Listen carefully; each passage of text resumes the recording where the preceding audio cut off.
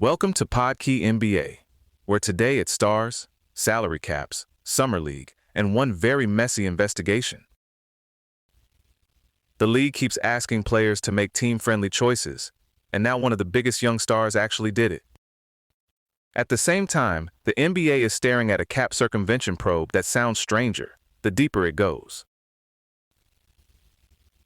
Victor Wembanyama's new 5-year extension reportedly lands around $250 million, which is huge money in normal life and still meaningfully below the biggest version of the deal he could have pushed for. The broad idea is that he gave up something like $50 million in total, with reports saying he took a smaller raise structure than expected. So San Antonio keeps more breathing room around him. If you're the Spurs, you love that, because it gives you a better shot at keeping a real roster together instead of watching the payroll rules choke off every move. If you're the players' side, this is where the alarm bells start, because once a superstar willingly leaves money on the table, that can quietly become the thing other stars are pressured to do too. That pressure is tied directly to the 2023 CBA, and especially the second apron, which was supposed to be about discipline, but a lot of coaches, GMs, and players think has turned into a giant roster-building tax on ambition. Owners can call it restraint. A lot of basketball people call it austerity, because teams are making decisions for cap survival instead of pure basketball reasons. That's why the union pushback has been loud, including leadership changes and calls to stop counting supermax bonuses against the apron, so teams aren't punished for drafting and developing great players. The wildest story hanging over the league right now is the investigation around Kawhi Leonard, the Clippers, and those Aspiration sponsorship questions. The probe has reportedly widened. Wachtell Lipton is involved. And what started as a cap circumvention question now sounds like a full audit of possible unreported endorsement money and who knew what. A lot of the reporting points to suspicious cash movement and strange supporting material, including money injections close to a reported player payment, and even AI-generated mock marketing assets that made the sponsorship case look shakier. Even the compensation figures are fuzzy depending on the report, which tells you how messy this has gotten. The practical effect is huge. Kawhi's Clippers to Raptors trade is basically stuck, because no team wants to step into a transaction if sanctions might follow right behind it. Toronto reportedly balked at new paperwork terms from the league that were seen as limiting legal recourse later, which is a pretty understandable thing to object to if you think you might inherit somebody else's headache. Possible penalties being discussed run from fines and lost picks to bans and suspensions. Voiding a contract sounds much harder legally and practically, so most people still see that as unlikely, but front offices clearly don't want to be the test case. The Trent Jr. deal in Milwaukee raised a lot of eyebrows too, with several reports describing a fully guaranteed 4-year agreement around $64 million. That number surprised people because Trent is coming off a down year, and the reaction around the league has been less, wow, great value, and more. Wait, what exactly is going on here? So now you've got another situation where people are using phrases like wink-wink arrangement and comparing it to older circumvention stories, which is never the kind of company you want your contract to keep. The reporting has also been inconsistent, which somehow makes an already strange story even stranger.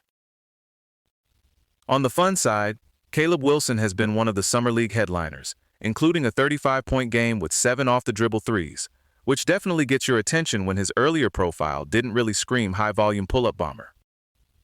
That's why the excitement is real. But so is the caution. Summer League can make anybody look like the future for about 6 days. The better questions are about mechanics, decision-making, comfort level, and whether the new stuff looks repeatable when the games start to matter. Malik Thomas has also gone off, with 85 points across his first 3 games, and the blue-chip prospects like A.J. Devinson, Darren Peterson, and Cam Boozer have mostly looked like they belong. For Chicago, Wilson's breakout gets more interesting because new coach Tiago Splitter reportedly wants interchangeable lineups with players sliding across the 3, 4, and 5 spots. That kind of setup could give Wilson room to develop without boxing him into one rigid role. And veterans like Norm Powell plus table setters like Josh Giddey should make life easier for young frontcourt guys. A lot of teams are now managing the roster with the apron spreadsheet sitting right next to the scouting report. Oklahoma City turning Lu Dort's team option into 3 second-round picks was described as both an asset play and a massive tax-saving move, reportedly north of $80 million in avoided luxury burden. Dallas has been making its own version of these calculations, adding a top-pick wing type to bring more shooting and defense around Cooper Flagg, while keeping the long-term structure in mind. The Lakers are in a different spot, where every move feels amplified because the asset cupboard isn't exactly overflowing. They reportedly chased Walker Kessler at Luka Doncic's request, and the logic is easy to follow. Give Luka rim protection, vertical spacing, and a cleaner defensive floor over 82 games. If they stay reasonably healthy, this still looks like a team that should push past 50 wins. The bigger question is whether the playoff cohesion, depth, and experience are there when the season gets serious. LeBron free agency chatter is still filling the vacuum where actual confirmed information should be. You've got Miami, Golden State, and a few surprise ideas floating around, plus the usual game of reading every coaching move, front office decision, and stray rumor like it's hidden code. For now, it's mostly noise. There's attention everywhere, and certainty nowhere. Meanwhile, in Las Vegas, the Bam Adebayo and Tyler Herro altercation became one of those stories that teams hate, because even if the players downplay it, video and social media turn a private flare-up into a public chemistry debate in about 5 minutes. A lot of this ties back to the broader evolution of the league, where position labels matter less. Everybody is expected to dribble, pass, and defend in space, and roster construction is getting more flexible and more complicated at the same time. That's also why the analytics versus eye test argument never really dies. Teams lean on numbers heavily, especially for rotation and roster decisions, but players and former players keep pointing out that context, matchup, feel, and playoff reality don't always fit neatly inside the spreadsheet. Add in shared trainers, similar skill development, and a lot of coaching influence across the basketball ecosystem, and it's not hard to see why player roles keep blending together.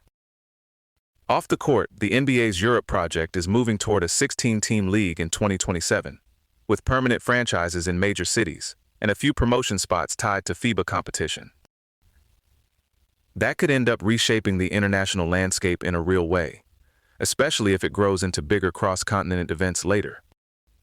Back stateside, Portland's arena situation remains one to watch, because the lease runway is short, the public funding ask is massive, and without a binding anti-relocation protection, people are naturally nervous. And yes, the overtime shootout idea is still floating around as the kind of thing people laugh at for 5 seconds before admitting they'd absolutely watch it in Summer League or the G League. That's the roundup for now from Podkey NBA. A lot of the league's biggest stories are really the same story in different clothes. Money rules, roster pressure, and teams trying to stay competitive without stepping on a legal rake. Thanks for hanging out. This episode was generated by Podkey. Create your own at podkey.fm.